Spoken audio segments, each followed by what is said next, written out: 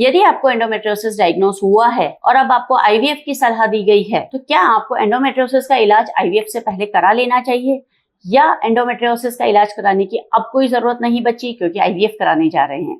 तो मैं gynaecologist and obstetrician doctor Sushila Saini, मैं एक एंडोमेट्रियोसिस एक्सपर्ट भी हूँ। तो आज आपको बताऊंगी कि क्या आईवीएफ से पहले एंडोमेट्रियोसिस की सर्जरी कराने का रोल है या नहीं है। जब भी आपको एंडोमेट्रियोसिस डायग्नोस होता है तो उसका डायग्नोसिस जनरली सोनोग्राफी से 50% केसेस के अंदर बन पाता है, जिसमें कि अगर कोई गांठ है, कोई सिस्ट है या बहुत ज्यादा पेन हो रहा है तो ही एंडोमेट्रियोसिस का डायग्नोसिस सोनोग्राफी से बन पाता है। यदि आपको बहुत ज्यादा पेन नहीं है, सिर्फ इनफर्टिलिटी है यानी कि बच्चा नहीं लग रहा है, तो जनरली एंडोमेट्रियोसिस का सोनोग्राफी से पता नहीं चल पाता है। तो जब आपको बहुत ज्यादा पेन हो रहा है या गांठ है या एंडोमेट्रियोसिस सिस्ट है, चॉकलेट सिस्ट है, तो डेफिनेटली आपको लेप्रोस्कोपी करानी ही चाहिए। क्योंकि कई बार आईवीएफ एक्सपर्ट ये कहते हैं कि आप पहले लेप्रोस्कोपी से पहले आप ओवम पिकअप करा लीजिए, लेकिन कई बार एंडोमेट्रियोसिस या चॉकलेट सिस्ट के चलते जब आप ओवम पिकअप कराती है तो नीचे से जो सुई डालकर एंडोमेट्रियोसिस के केसेस में जब हम ओवम पिकअप करते हैं तो इन्फेक्शन होने की चांसेस बन जाते हैं। ओवरियन सिस्ट के अंदर जो चॉकलेट होता है वो इन्फेक्ट हो जाता है और बाद में ओवरी के अंदर पस पड़ जाता है। तो हम लोग हमेशा यही सलाह देते हैं कि यदि आपको कोई बीमारी है और आप प्रेगनेंसी प्लान करने जा रही हैं तो पहले आप उस बीमारी को हटवा लीजिए, जिससे कि आप एक हेल्दी प्रेगनेंसी कैरी ऑन कर पाएं और प्रेगनेंसी के दौरान आपको किसी प्रकार का कोई कॉम्प्लिकेशन ना हो, कोई दर्द ना हो, कोई तकलीफ ना हो।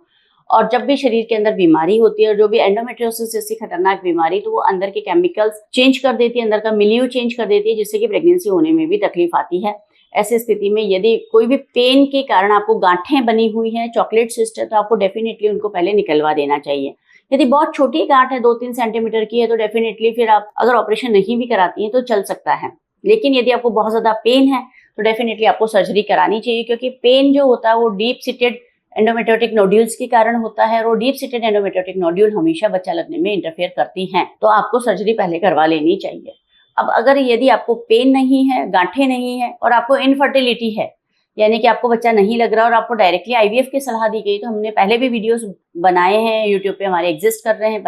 हैं तो आप उनको भी सुन सकती हैं जाके। तो हम हमेशा यही कहते हैं कि यदि आप आईवीएफ के प्रोसेस का डिसीजन ले रही हैं तो उससे पहले एक बार लेप्रोस्कोपी जरूर करवा लीजिए, क्योंकि लेप्रोस्कोपी जब भी की जाएगी उसके साथ हिस्ट्रोस्कोपी भी प्लान की जाती है, जिससे कि पेट की और बच्चेदानी की अंदर से दूरबीन से जांच हो जाती है। जब पेट की दूरबीन से जांच करते हैं तो mild to moderate cases of endometriosis diagnose हो पाते हैं, क्योंकि उसमें छोटे छोटे पैचेस होते हैं जो कि कई बार सोनोग्राफी से नहीं पता चलते हैं। और जब ऐसे पैचेस यदि अंदर पड़े हैं तो उनको लेप्रोस्कोपी के समय निकाल दिया जाता है, जिससे कि अंदर किसी प्रकार के नेगेटिव केमिकल्स बनने के चांसेस खत्म हो जाते हैं और बच्चा लगने के चांसेस काफी ज्यादा बढ़ जाते हैं और आईवीएफ के रिजल्ट्स भी काफी अच्छे हो जाते हैं।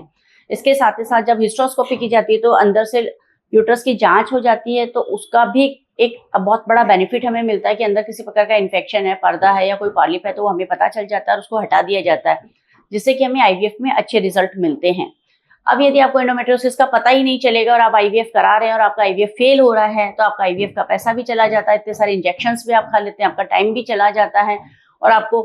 मेंटली टॉर्चर भी होना पड़ता है कि आपके आईवीएफ के रिजल्ट नेगेटिव आए हैं। और ऐसी स्थिति में यदि आप पहले लेप्रोस्कोपी करा लेती है और सपोज कि 50% केसेस के अंदर भी अगर हमें कोई बीमारी मिलती है जिसको हम दूर कर देते हैं और जिससे आपके 50% रिजल्ट इंप्रूव हो जाए आईवीएफ के, तो हमेशा ये बेनिफिशियल बात ही होगी, कभी भी इसमें नुकसान नहीं होगा। और जब भी बीमारी का पता चल जाता है तो आगे तक के लिए हेल्थ बेनिफिट मिलता है, क्योंकि हम बीमारी निकाल देते हैं तो प्रेगनेंसी तो एक अलग चीज है, बट डेफिनेटली आपके हेल्थ को भी बेनिफिट होता है और आपको पहले से पता चल जाता है कि आपको ये बीमारी है, तो आगे चलकर आप उसकी रोकथाम के लिए दवाइयां खा सकती हैं या आगे चलकर उसके लिए अवेयर रह सकती हैं, तो समय रहते उसका इलाज भी करा सकती हैं। तो दूरबीन की जांच सिर्फ बच्चा लगने के लिए नहीं होती, आपकी पूरी ओवरऑल हेल्थ के लिए होती है, बीमारियों का पता लगाने के लिए और बीमारियों का इलाज करने के लिए होती है। तो यदि आप आईवीएफ करवाने जा रही हैं तो दूरबीन की जांच करवाकर यदि आपको एंडोमेट्रियोसिस है तो उसका इलाज करवा लीजिए, और यदि आपको पहले से पता है कि आपको एंडोमेट्रियोसिस है और बड़ी बड़ी गांठें बनी हुई है तो डेफिनेटली उनको पहले निकलवा दीजिए, जिससे कि आप एक हेल्दी प्रेगनेंसी कंसीव कर पाएं और एक हेल्दी बच्चे को जन्म दे पाएं। Thank you.